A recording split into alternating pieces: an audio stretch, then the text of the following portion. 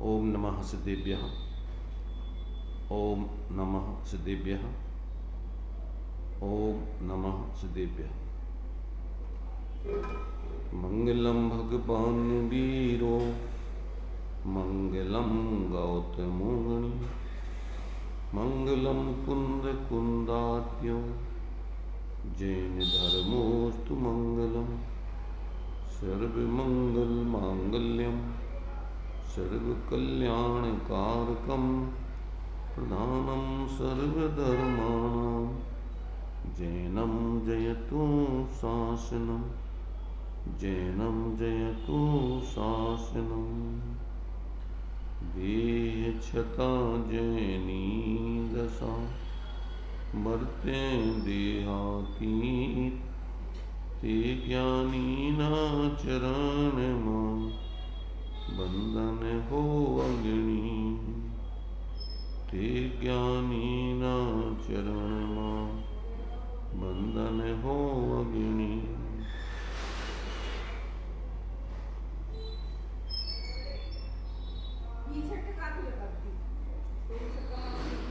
इसमें देखिए अपनी प्रश्नोत्तर यहाँ चल रहे स्वानुभूति दर्शन ग्रंथ के माध्यम से।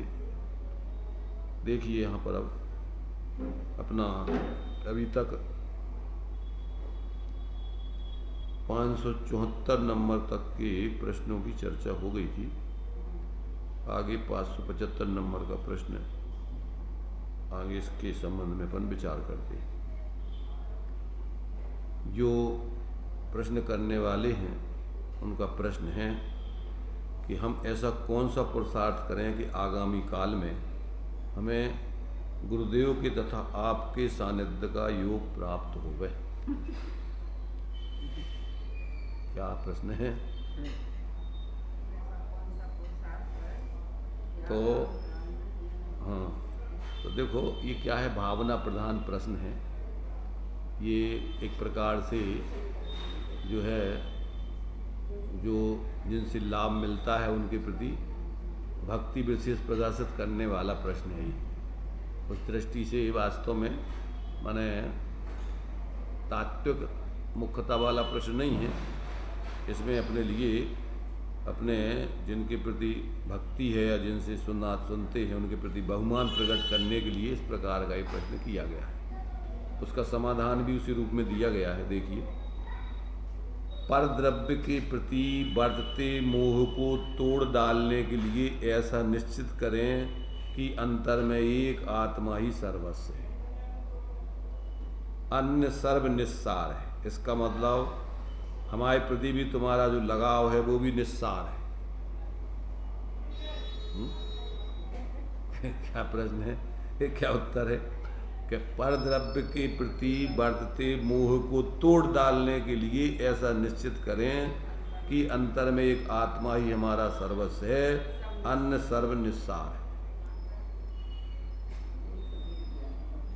मतलब क्या है कि ये मोह में राग में व्यक्ति जो है भक्ति में ऐसा कहता है, पर परमार्थ से जो विवेकी लोग होते हैं वे कोई अपने से किसी को जोड़ने के लिए कोई उपदेश नहीं देते। अपने प्रति उनका लगाव बना रहा है इसके लिए उपदेश नहीं देते। वो एक बात अलग है कि साधना करते हुए में जब तक व्यक्ति की साधना पूर्ण नहीं होती तब तक चूँकि वो साधकों से जुड़ा रहता है और अपनी आत्माराधना अगर कर रहा है, साधक बन गया है, तो उतनी वीतरागता के साथ साथ जो राग भाव होता है उससे वो नियम से आगे साधकों के सानिध्य में, ज्ञानियों के सानिध्य में जन्म होता है उसका। पर उनके सानिध्य में जन्म लेने के लक्ष्य से नहीं, अपनी स्वरूप की आराधना करने के लक्ष्य से जो साधना करते हैं उनके लिए प्रकृति की व्यवस्था है कि वो ऐसे ही सानिध्य में जन्म होता है कि जहाँ साधक लोग रहते हैं। तो उसमें ये उत्तर भी गर्भित है कि आप तो स्वरूप की आराधना करो तो ज्ञानियों का सानिध्य सहजता में हमारा मिले, कोई का मिले। ये जरूरी नहीं है कि हम ही मिले, क्योंकि ये तो प्रकृति की व्यवस्था है। जिस जाति का तुम्हारा कर्म का बंध होगा और जिस जाति की साधना होगी उस हिसाब से। पर ये बात पक्की है कि अगर तुम स्वरूप आराधना करोगे तो तुम्हें प्रकृति की व्यवस्था है कि तुम्हें ज्ञानियों का ही सानिध्य मिलेगा। और यहाँ तक कि हम तो सामान्य हैं, ये कह रहे आगे नीचे दिया है कि जिनेंद्र भगवान आदि जैसे तीर्थंकरों का सुयोग मिलेगा। इसमें खुलासा किया है कि अगर आप क्या है, अगर तुम स्वरूप आराधना करोगे तो ये प्रकृति की व्यवस्था है कि प्रकृति तुम्हें जिनेंद्र भगवान जैसे उत्कृष्ट सानिध्य को दिलाएगी। ये बात इसमें उन्होंने उत्तर में दी हुई है। तो सबसे पहला तो क्या है कि परद्रव्यों के प्रति बढ़ते मोह को तोड़ डालने के लिए ऐसा निश्चित करें कि अंतर में एक आत्मा ही हमारा सर्वस्व है और मेरा कुछ नहीं। ऐसा निश्चित करके और अपने उस स्वरूप पर ही पूर्ण अपना समर्पण करके उसकी आराधना करें। मोक्ष मार्ग में जितने भी साधक होते हैं वो सच्चे अर्थों में अपनी आराधना करने का उपदेश देते हैं। वो किसी अन्य से जुड़ने का, मोह करने का, किसी के प्रति बाहर में और विशेष जुड़े रहने का नहीं। ये बात अलग है कि जब तक साधना पूर्ण नहीं होती है तो ज्ञानी माने जो साधक होते हैं वो साधकों का, ज्ञानियों का सानिध्य करते हैं। अपनी आत्माराधना जहाँ होती है वैसा ही स्थान आदि का चुनाव करते हैं। तो ये उसका विवेक है। तो ये बात यहाँ पर दी गई है कि परद्रव्य के प्रति बढ़ते मोह को तोड़ डालने के लिए ऐसा निश्चित करें कि अंतर में एक आत्मा ही सर्वस्व है, अन्य सर्व निस्सार है, आत्मकल्याण के लिए और अपने लिए कोई भी आश्रय करने लायक नहीं है। ऐसा आपके ज्ञान में पक्का हो और उसका ही आप पुरुषार्थ करें। मैं आत्मा शाश्वत हूँ, यह कोई भी परद्रव्य मेरा नहीं है। जीव निरर्थक ही मेरा मेरा करता है, परंतु यह शरीर, धन, कुटुंब तथा धन संपत्ति आदि कोई भी बाह्य वस्तु अपनी नहीं है। सब कुछ संभाल कर भले रखता हो, किंतु एक क्षण में सबको छोड़ स्वयं चला जाता है और सब यही का यही धरा रह जाता है। इसलिए अन्य कोई वस्तु सारभूत नहीं है। उन सबकी ममता छोड़कर एक चैतन्य की रुचि और महिमा बढ़ाना। इस प्रकार आत्मा में जो संस्कार डाले हों वे साथ आते हैं और उनके साथ जो स्वभाव होते हैं उनसे पुण्य बंध होता है कि जिसके कारण अच्छे योग अर्थात गुरुदेव और जिनेंद्र देव का सुयोग प्राप्त होता है। जो उसमें गर्वित है कि जब आप साधना करोगे तो ये साथ में रहे हुए तुम्हारे शुभ भावों से ऐसा पुण्य बंधेगा कि आपको ऐसे उत्कृष्ट सानिध्य सहज ही मिलेंगे। उसको आपको अलग से सोचने की जरूरत नहीं। ऐसा जो है ये उसका उत्तर दिया गया है कि जब जीव इस प्रकार आत्माराधना के कार्य में लगता है और जब उत्कृष्ट आराधना उसकी पूर्ण नहीं होती तब तक उसके साथ रहे हुए जो शुभ भाव हैं उसके ऐसे ही भाव होते हैं। माने उसका जो है और तो कुछ वो चाहता नहीं है। साधक व्यक्ति क्या चाहता है, या तो अपनी शुद्धात्मा और या फिर ऐसे साधकों का सानिध्य बाहर में। शुद्धात्मा और पंचगुरु जग में शरणाधो और मोह उदय जिए के वृथा आन कल्पना हो। साधक व्यक्ति या तो अपनी स्वरूप को, मूल तो अपने स्वरूप को साधता है और स्वरूप जब नहीं साध पाता है तो जो स्वरूप साध रहे हैं उनके सानिध्य में रहना चाहता है, उनका सानिध्य करके और अपनी तत्व की विशेष रुचिपूर्वक उनसे जो भी शंका समाधान आदि है वो सब करता रहता है, आपस में उसकी साधना करता है। तो ये सहचर भूत में रहने वाले आपके ऐसे द्रव्य, क्षेत्र, काल ये सब आपको सहज ही मिलते हैं। ऐसे द्रव्यों में आप संयोगों में पैदा होंगे, ऐसे क्षेत्र में पैदा होंगे, ऐसे समयों में पैदा होंगे जहाँ पर आत्माराधना हो सकती। जिस समय इस पंचम काल में सम्यक दृष्टि पैदा नहीं होती, क्योंकि ये काल अभी डायरेक्ट मोक्ष जाने के लिए नहीं है। इसलिए इस काल में मिथ्यात्व को ही लेकर सब आते हैं।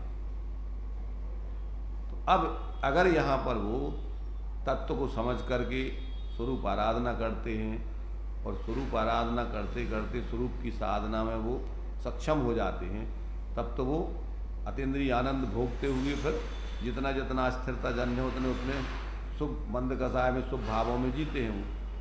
तो मतलब ये है कि वो साधक व्यक्ति जो है उनके जीवन में जो मूल में अपने स्वरूप की आराधना के साथ साथ जो शुभ भाव चलते हैं वो इसी क्वालिटी के होते हैं कि वो अच्छे बाहर के पदार्थ द्रव्यों में माने जीवादि का सानिध्य होगा, उनको बाहर का अच्छा क्षेत्र मिलेगा, ऐसा उनके लिए समय आदि होगा जहाँ वो अपनी आत्माराधना कर सकें। और भाव चूँकि उनको उस जाति के चले ही रहे तो भाव में उनके शुद्ध मिश्र धारा जैसे चारित्र में चलती है, कुछ भीतरागता और कुछ अभिसरागता। तो जितनी वीतरागता है उतना तो उसको अतीन्द्रिय आनंद आत्मा का धर्म और सुख मिलता ही है, और जितनी जितनी अभी अस्थिरता है उसमें विवेक पूर्वक उनकी बाह्य प्रवृत्ति होती है। किसी प्रकार का उनका और भी कोई लौकिक प्रयोजन साधने का भाव नहीं होता है, इसलिए उनको साथ ही साथ पुण्य के बंध के साथ ऐसे योग अपने आप मिलते हैं। ये उत्तर में उन्होंने समाधान इसका किया है कि आप तो एकमात्र इस सारे धन कुटुंब परिवार संपत्ति आदि कोई बाह्य वस्तु अपनी नहीं है, और सब कुछ संभाल कर कितने भी तुम रखो मोह से, किंतु एक क्षण में सबको छोड़ करके चला जाना है, और सब यहाँ का यहीं धरा रह जाएगा, इस धरा का इस धरा पर सब धरा रह जाएगा। कुछ तुम्हारे संग है, इनमें से कुछ नहीं जाना, तुम्हारी सिर्फ भाव, तुम्हारी आत्मा और तुम्हारे आत्मा के साथ जो भाव है वे चलेंगे।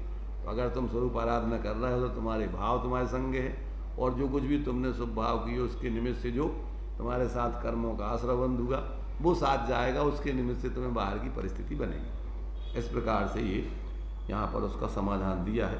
इस जन्म नहीं लेते वो ठीक है, मरण समय भी मतलब सम्यक लेके नहीं जा सकता आदमी।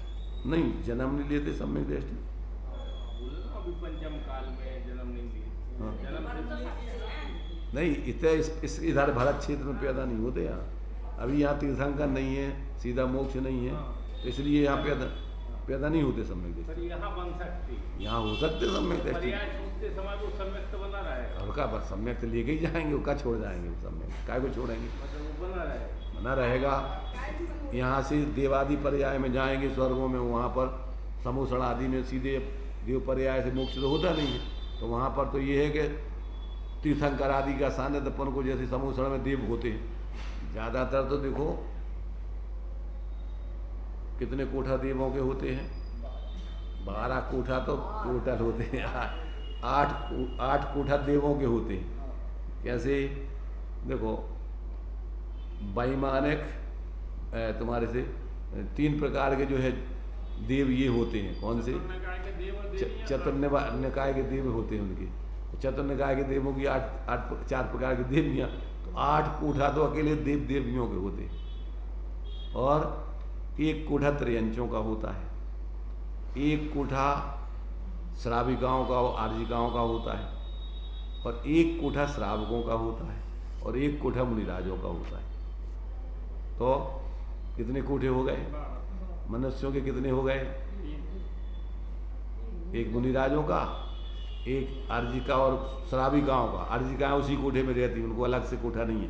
जैसे मुनिराजों का और तुम्हारे से श्रावकों का कोठा अलग अलग होते हैं, ऐसे कोठे अर्जिका और सामान्य महिलाओं के नहीं होते।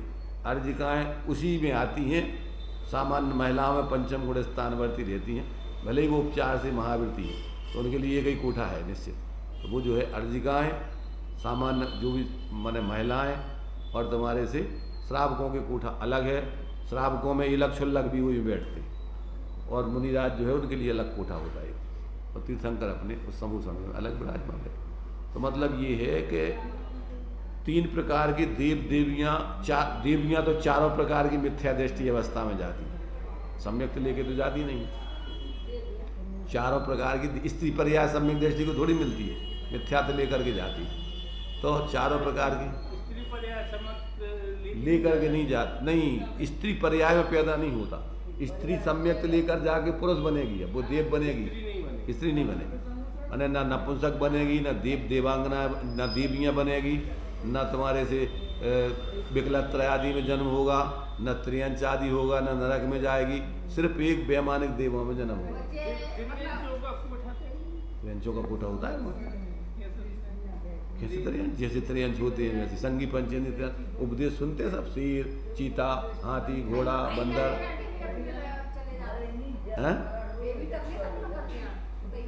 तो मतलब वे भी मैंने त्रियंच, चतुर्थ और पंचम गुण स्थान वर्ती हो सकते हैं। तो वो भी एक देश श्रावक का व्रत पालन कर सकते हैं अपनी भूमिका अनुसार। ऐसे उनके अलग कोठे होते हैं वहाँ। और इस प्रकार से जो सम्यक दृष्टि बन गए, चाहे वो त्रियंच हों, चाहे मनुष्य हों, चाहे स्त्रियाँ हों, कोई भी हो, वे सब अगर सम्यक प्राप्त कर लिया तो फिर न त्रियंश गति में जन्म लेंगे, न नरक गति में जन्म लेंगे, न विकलत्रय आदि में जन्म लेंगे। एक उनके लिए न देवांगनाओं में जन्म होंगे, न भवनत्रक में जन्म होगा, एक वैमानिक देवों में ही जन्म होगा सभी को। अब अगर कदाचित पहले उनने आयु बांध ली है, जैसे त्रियंश आयु बांध ली अथवा नरक आयु बांध ली, तो फिर वो भोग भूमि के त्रियंश होंगे। मनुष्य आयु बांध ली तो भोग भूमि के मनुष्य होंगे। और नरक आयु बांध ली तो वहाँ तो नरक में ही आपको सम्यक लेके जाना है, तो पहले नरक तक जा सकते, प्रथम नरक। सचायक सम्यकता आदि कर लिया बाद में तो प्रथम नरक में जाओगे। और यदि आपने सम्यक कर ली, पहले नरक आयु बांध ली और नरक में दूसरे तीसरे आदि नरकों में गए तो वो छूट जाएगा सम्यक। हाँ, तीर्थंकर प्रकृति बंद करके अगर दूसरे तीसरे नरक तक गए तो अंतर्मुहूर्त के लिए छूटेगा, और बाकी आप सम्यक वहाँ जाके फिर ज्यों का तो सम्यक हो जाएगा और वहाँ से आगे तीर्थंकर बनोगे। तो पहले दूसरे तीसरे नरक में तो असंख्यातों तीर्थंकर प्रकृति के धारी जीव हैं और वो वहाँ से आकर सीधे तीर्थंकर बनेंगे।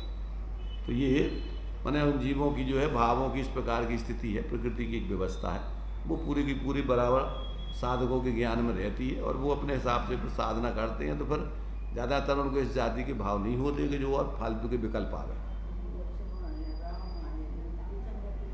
नहीं, अब वो आगे बनेगी। श्री कृष्ण जो है तीर्थंकर प्रकृति का बंद करके गए और वो जो है वहाँ से आगे तीर्थंकर पे, हाँ, तो वो गए। राजा सैनक तीर्थंकर प्रकृति का बंद करके गए, वो आगे तीर्थंकर बनेंगे। तो जो यहाँ से बंद करके गए हैं अब वो आगे तीर्थंकर बनेंगे। पर जिन्होंने अभी हुआ नहीं है आगे बांधेंगे, वो एक अलग चीज़ है, दूसरे स्थान पर जन्म आदि होगा उनका। तो ये देखिए, ये प्रश्न अपना जो है इतना इन्होंने इसका समाधान दे दिया कि आप अगर ज्ञानियों का सानिध्य चाहते हो तो आप स्वरूप आराधना करो। आप ज्ञानियों से मोह, उनसे भी मोह मत करो, आप अपनी आत्माराधना करो, उसका लक्ष्य करो, उसी की साधना करो, तो सहज रूप में आपको उनका सानिध्य। क्यों कि वे जिस आत्माराधना से जहाँ जाएंगे तुम भी उसी आत्माराधना से वहाँ जा सकते हो। और तुम अगर आत्माराधना नहीं करो, उनसे मोह करो, तो तुम वहाँ कहाँ जाओगे, कैसे जाओगे? इसलिए मोह ना करके तुम आत्माराधना में लगे रहो, उनका सानिध्य करते हुए जैसी वो साधना कर रहे वैसे तुम भी जो है अपने भावों की ऊंचाई बनाओ, तो तुम्हारा उनका सहज रूप से सानिध्य ज्ञानियों का होता रहेगा जब तक संसार में रहोगे।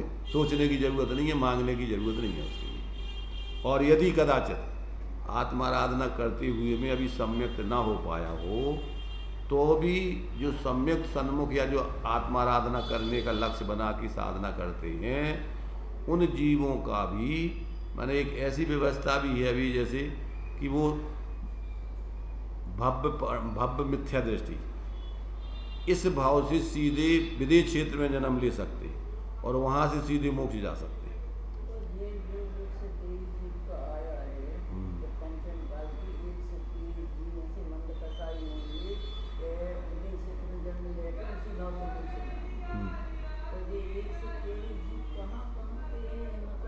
भारत क्षेत्र की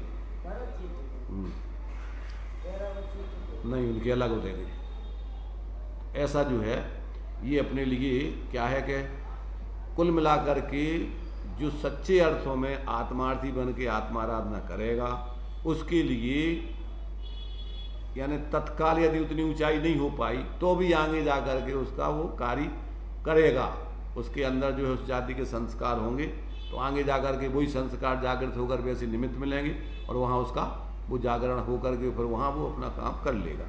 तो ये जो है कुल मिलाकर के व्यक्ति माने एक प्रकार से निसंक होकर के और सब भ्रांति छोड़ करके तत्वों का निर्णय करके अगर आत्माराधना के मार्ग में लगता है तो वो जीव नियम से भव्य है और बहुत जल्दी वो मोक्ष का पात्र बनता है। ये आचार्य ने कहा कि चित प्रति प्रीत चित्तेन येन वार्ता पीसुता सनिश्चितम भवेद भव्यो भावी निर्माण भागना। जो प्रसन्न चित्त होकर के अपने स्वरूप की बात सुनता है और उस स्वरूप की ही उसको रुचि रस होती है, उसी की साधना की वो प्रयत्न करता है, तो वो जीव नियम से आगे मुक्ति का पात्र होता है, वो ज़्यादा संसार में नहीं डुलता। ऐसा यहाँ जानना चाहिए।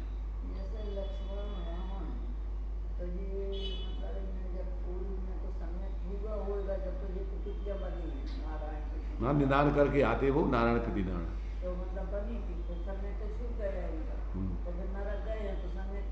नहीं, इतने आए हैं तो वे सम्यक छोड़ के ही आते हैं, मिथ्यात्व पूर्वक ही आते थे, पंचम काल में काहे खुआएंगे, इसलिए वो तो निदान करके आते हैं।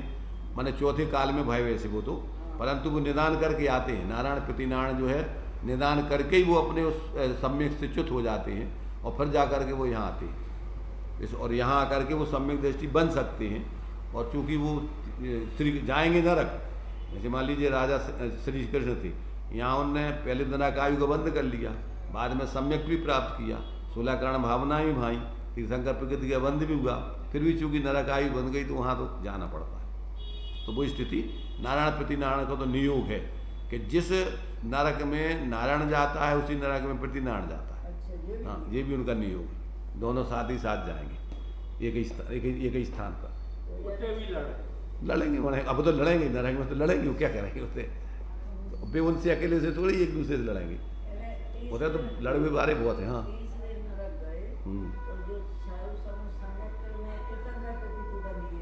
किनको? श्री कृष्ण को। हाँ हाँ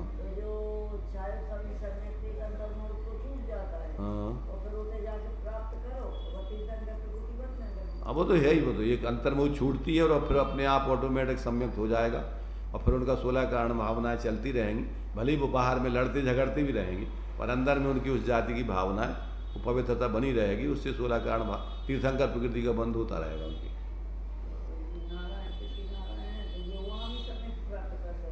अब वो तो नरक में तो सभी नरकों में, 7 ही नरकों में कर सका, तुम्हें क्या बड़ी बात। सम्यक प्राप्त करने के लिए तो संगी पंचेंद्रिय जीवों के लिए कहीं कोई बाधा नहीं। अब देखिए यहाँ एक और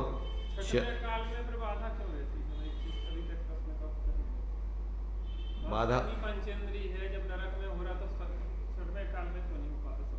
यहाँ का वातावरण छठवें काल में है ही नहीं उस जाति का कि जो सम्यक, नरक से ज़्यादा बुरा है। बुरा का मतलब उस जाति का बुरा नहीं है, हाँ, पर इस जाति का बुरा है कि वो धर्म की साधना नहीं कर पाएंगे। जैसे अपन ये देखो, जैसे मिलेज खंड है अभी, जहाँ पर ऐसे अब तो कछु धर्म की बात है, सुन रहा है कोई का, अभी तो मार काट उस समय तो का खावे की उनको मुश्किल है, का स्थिति इतने उनको इतना माने ऐसी स्थिति में लगे रहेंगे, उनको छोटे छोटे शरीर हैं, आयु छोटी है, अब उसमें है का उनके इस जाति के उदय है पाप की। जैसे पानी को हो जाता नरक के नार की जो दिन रात लड़ रहे उन्हें हो रहा, पंचम छठवां काल में इतना ज्यादा नियत के लोग नहीं होंगे, कुछ साधन ही नहीं होगा। व्यवस्था है ये अपन ये नहीं कर सकते कि इनको हो जाता है, इनको हो जाता है, इनको क्या नहीं होता। इतने जैसे मान लो ऐसा सोचो, भोग भूमि में वज्र सब नाराज सैनन होते हैं, और उतने साधना क्यों नहीं कर सकते? तुम तर्क तो जहाँ लगाओ सब जगह लगेगा, नहीं है व्यवस्था होते, उसे उसी जाति के भाव होते ही नहीं है उस जाति के, तो उस क्षेत्र में उस काल में उस जाति के भाव नहीं होते। तो ऐसे ही वहाँ पर भोग भूमि के जीवों के उससे वहाँ के भाव नहीं होते इतने ऊंचे, भले ही वज्र सब नाराज सैनन स्त्री पुरुष दोनों के होता है।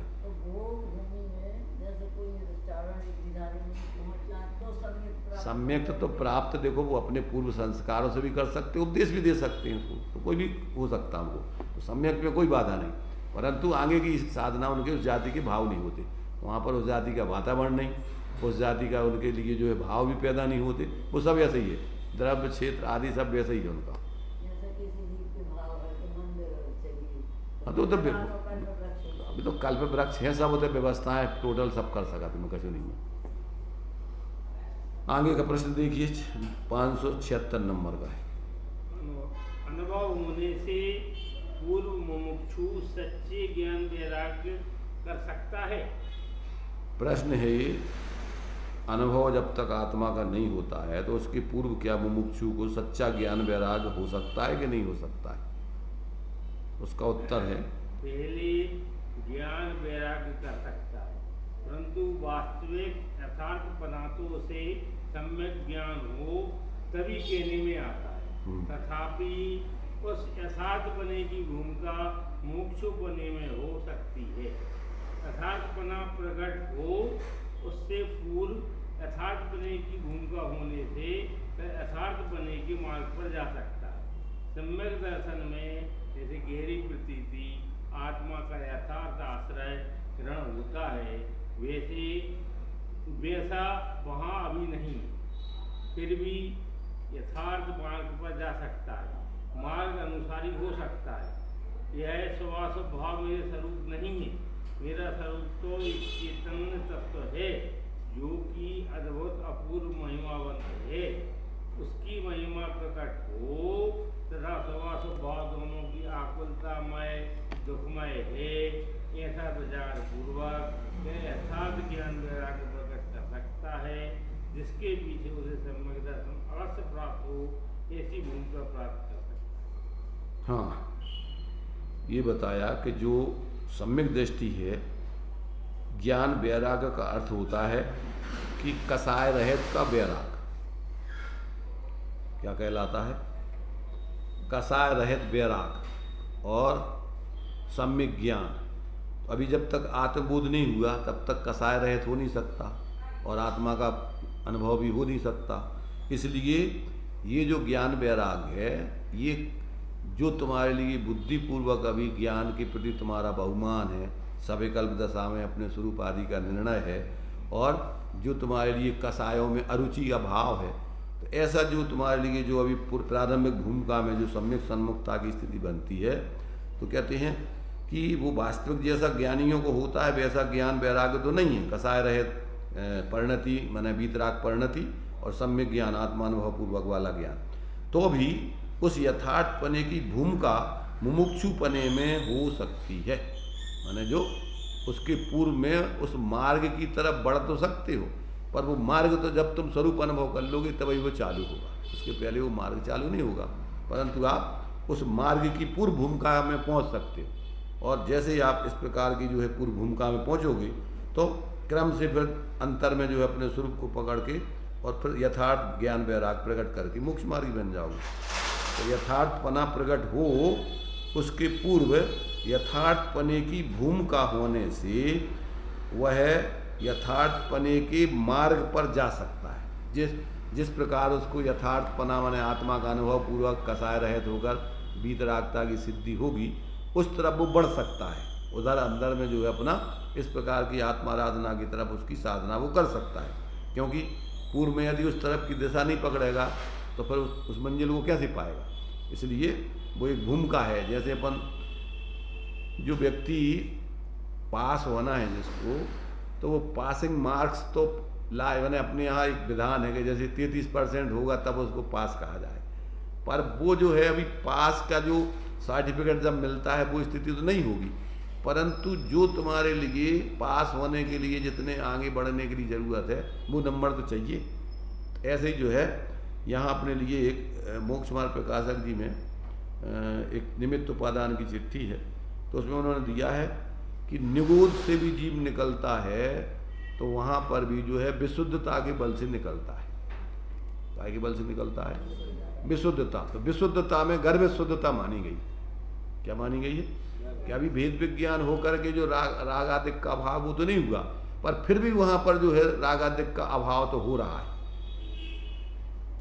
वो जब तक जो वेद विज्ञान पूर्वक स्वरूप का अनुभव होना चाहिए, तो जहाँ से अपन को पास की डिग्री मिलती है, वो पास की डिग्री ना होने पर भी वो मार्क तो उसके पासिंग मार्क्स की कहलाते, वो फेल के मार्क्स नहीं कहलाएंगे। कौन से? जो 32% तक नंबर आए हैं वो फेल के नंबर नहीं है, वो पास के नंबर हैं, परंतु एक व्यवस्था है कि यहाँ तक पहुँचोगे जब आप पास कहलाओगे, इसके पहले नहीं। ऐसे ही जीव जब नीचे से ऊपर उठता है तो वीतरागता के बल से ही उठता है, कसाय के बल से नहीं उठता है। वह वीतरागता भी क्या है, इस सीमा तक पहुँच जाएगा जब वो ग्रंथि भेद हो जाए और आत्मा का और शरीर आदि का बिल्कुल स्पष्ट भेद विज्ञान, वो स्थिति अभी नहीं है, परंतु अभी कसाय की जो मंदता हो रही है वो कसाय के अभाव को बताती है, और उसमें तुम्हारी शुद्धता यानी स्वरूप की तरफ झुकाव चल रहा है। मैंने ऐसा सोचो अपन कि जिसको तीव्र कसाय चल रही, गुस्सा आ रहा बहुत, लोग कसाय बहुत चल रही, अब जिसके लिए उतनी तीव्र गुस्सा नहीं है, तीव्र लोभ नहीं है, मान नहीं है, मायाचारी के आदि के भाव नहीं है, तो उसकी परिणति किस तरफ, माने वो उसके माने इतनी तीव्रता के अभाव में कहाँ जा रही?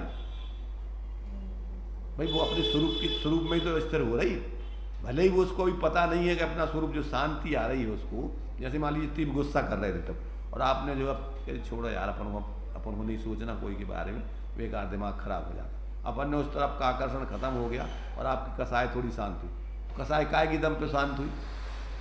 वो स्वभाव की तरफ झुकने ही पे तो शांत हुई, पर की तरफ झुक रहे थे तो आकुलता हो रही थी, और वहाँ से आप हट गए, तो हट गए मतलब अपनी तरफ आए। अब भले ही तुम्हें अभी पता नहीं है कि ये शांति कहाँ से आ रही, वो शांति तो आत्मा के स्वभाव की है।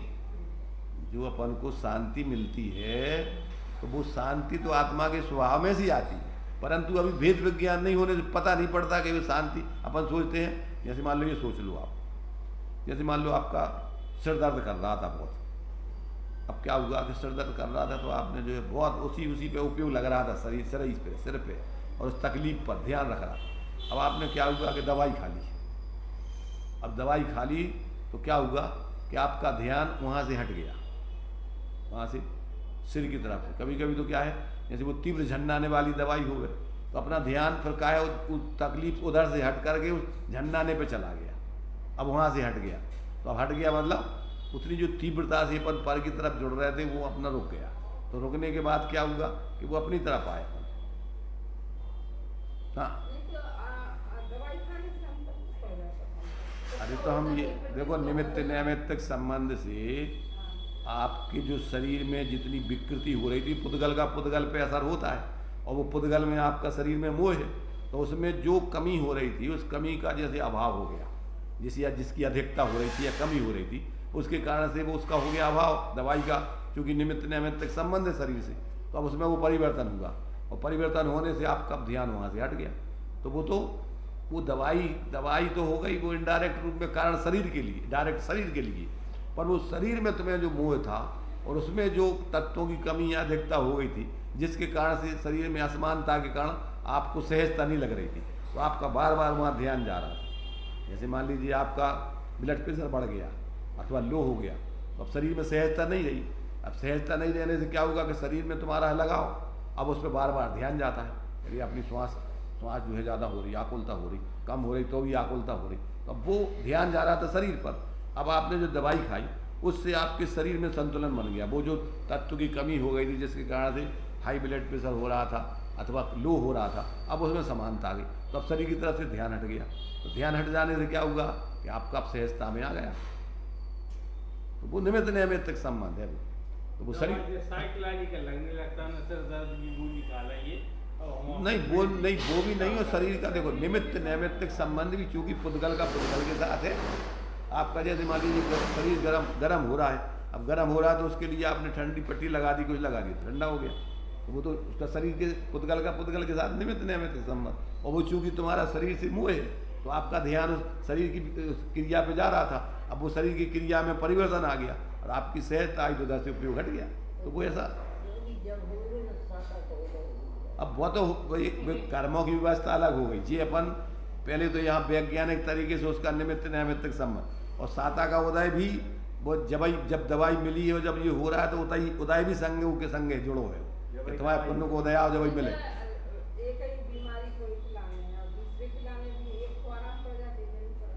हाँ, तो वही निमित्त नैमित्तिक संबंध कर्म के संगे उदय को भी है, फिर तुम्हारा उसको पुण्य पाप के उदय से आपके लिए मान लो असहजता नहीं जा रही, तो इसका मतलब अभी उस जाति का शरीर में अब वो विकृति जो है उस जाति की हो गई कि वो बाहर के उसे अंतर नहीं पड़ रहा उसमें।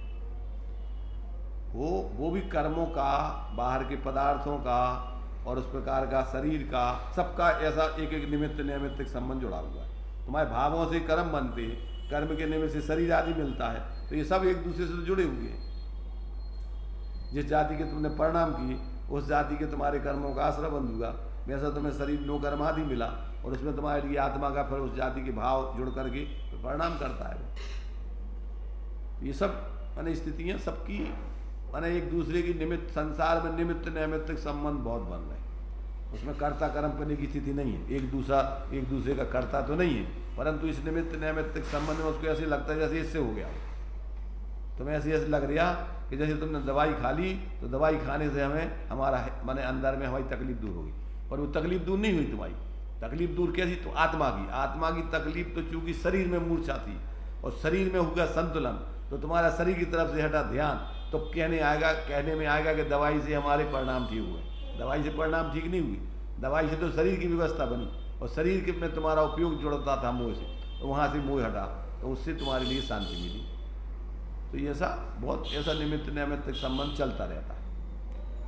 और शरीर का तो छोड़ो, जैसे मान लीजिए आपके पास मकान नहीं है और आपके साथियों के पास और आप मोहल्ला में अपनी समाज में जिनके संग उनने सब ने मकान बनवा लिए। अब तुम्हें अंदर से विकल्प उठा गया यार अपना भी एक मकान होना चाहिए। अब बहुत अंदर में जो है बार बार विकल्प उठ रहा है यार सबके मकान हो गए, अपने पास मकान नहीं है। अब आपको बहुत तकलीफ, नींद नहीं आती, आकुलता होती रहती। अब क्या है कि जैसे तैसे क्या किया कि भैया अपन ने जो है जुगाड़ तिगाड़ कर आगे कुछ पैसे थे उधार लेके अपने बैंक से लोन लेके चलो मकान बनवा लिया। मकान बन गया और अपन ने क्या किया कि भैया यार अपन जिस मकान में रह रहे हैं ये किराए का है, सस्ता है, और ये मकान तो अपना महंगे किराए पे जा रहा है और अपन को भी पैसा बैंक के चुकाना है, तो अपन इसको भी किराए पे दे रहे। अपन इसको नहीं अभी छोड़ दे किराए का, ये अपन को किराए का अभी अच्छा है, सस्ता है और इस पर अपन बढ़िया इसी में रहते। तो अपन ने क्या किया कि मकान दे दिए किराए पे और अपन तो उसी में रह रहे। और अब आपको अब विकल्प खत्म हो गए आपके, काय कैसे विकल्प खत्म हो गए मकान बनने से। तुमने जो भ्रांति पैदा कर ली थी कि अपनो मकान, तो तुम्हारा मकान तो अब तुम तो अब यही में रह रहे और तुम बुद्धि से हुए किराएदार रह रहे और तुम्हें शांति आ गई। तो तुम्हारे खुद के मुँह से तुमने विकल्प पैदा करे थे। अभी विकल्प तुम्हें जो होगा कि हमारा मकान बनवाओ, उस संबंधी विकल्प खत्म हो गए।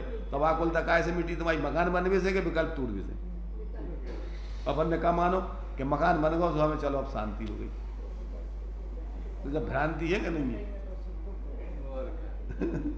तो बड़ी माने विचित्र। देखो कल्पना अपन खुद अज्ञान दशा में पैदा करते, फिर परेशान होते, फिर उनकी व्यवस्था सोचते।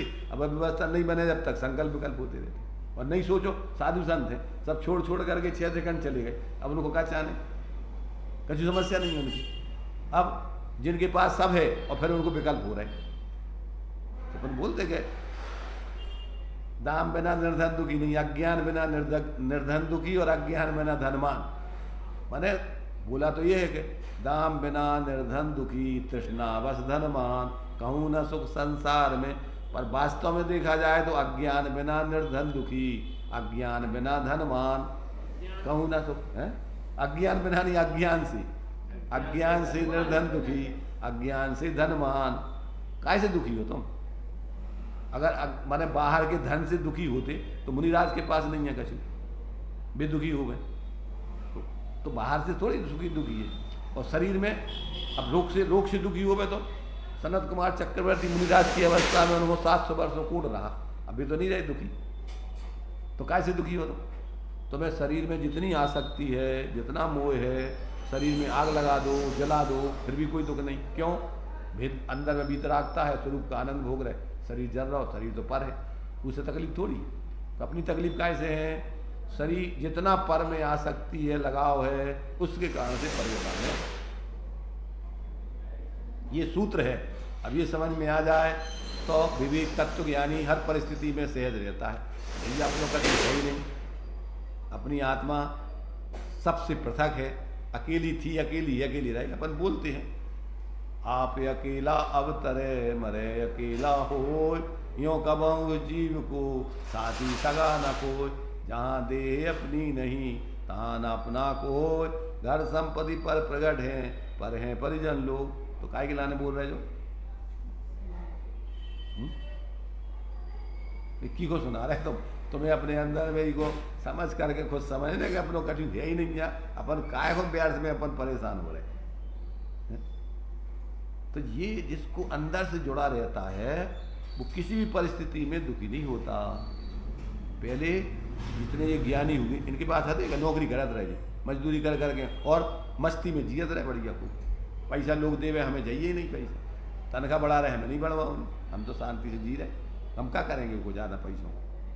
तो मतलब ये है कि जिसको तत्व ज्ञान होता है उसको फालतू की चीज़ों में रुचि नहीं। कौन इनमें विकल्प में उलझे, कौन संभाले, ये तो बताओ। एक एक चीज़ जहाँ पर बोलते चाहे लंगोटी की दुख बाल, जहाँ एक लंगोटी की चिंता है तो ही सल है। अब फट रही, अब वो कौन सिलवाए, अब नहीं बनवाऊँ, अब दुनिया के कहाँ सुखाऊँ ने क्या होना। तो इनके कुछ नहीं है, भी मस्ती में है अपनी, पर अंदर में उनको अंदर स्वरूप की आनंद आना चाहिए। अब स्वरूप की पकड़ नहीं है तो फिर परेशान है। साधु बन जाओ तो और घर गृहस्थी में रहो तो परेशान हो तुम अपने तत्व ज्ञान के अभाव से, आत्मबोध के अभाव से।